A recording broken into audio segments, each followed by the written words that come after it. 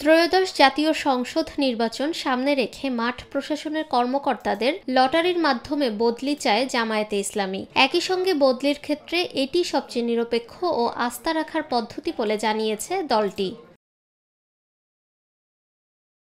19 November বুধবার সকালে রাজধানীর আগারগাঁওয়ে নির্বাচন ভবনে 7টি রাজনৈতিক দলের প্রতিনিধিদের সঙ্গে নির্বাচন কমিশনের সংলাপে জামায়াতের পক্ষে দলের সেক্রেটারি জেনারেল মিয়া গোলাম পরোয়ার এসব কথা বলেন। তিনি বলেন, 1 মাসও হয়নি, এমনকি 20 দিনও হয়নি, এমন অবস্থায় একজন ডিসিকে হঠাৎ করে বদলি করে দেওয়া হয়েছে। শুধু তাই নয়, চলতি সপ্তাহে আরও অনেক কর্মকর্তাকে রদবদল করা হয়েছে।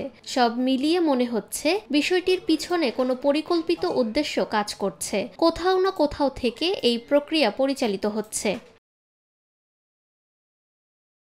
সংলাপে জামায়াতের পক্ষে দলটির সেক্রেটারি জেনারেল লটারির মাধ্যমে মাঠ প্রশাসনের কর্মকর্তাদের বদলির পক্ষে মত তুলে ধরেন। তিনি বলেন, লটারির মাধ্যমে ট্রান্সফার করা হলে যার যেখানে তকদির আছে সে সেখানে চলে যাবে, এটা নিয়ে কোনো প্রশ্ন থাকবে না।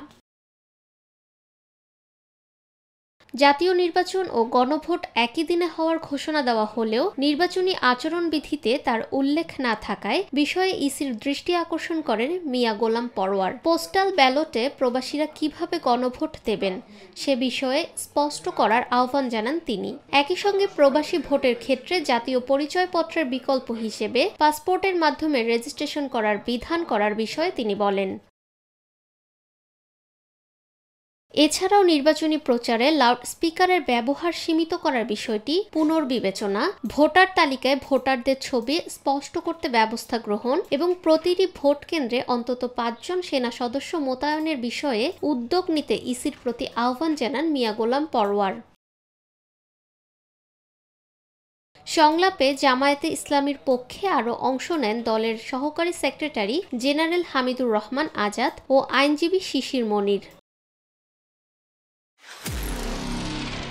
নিরপেক্ষ, সত্য প্রকাশে আপোষহীন।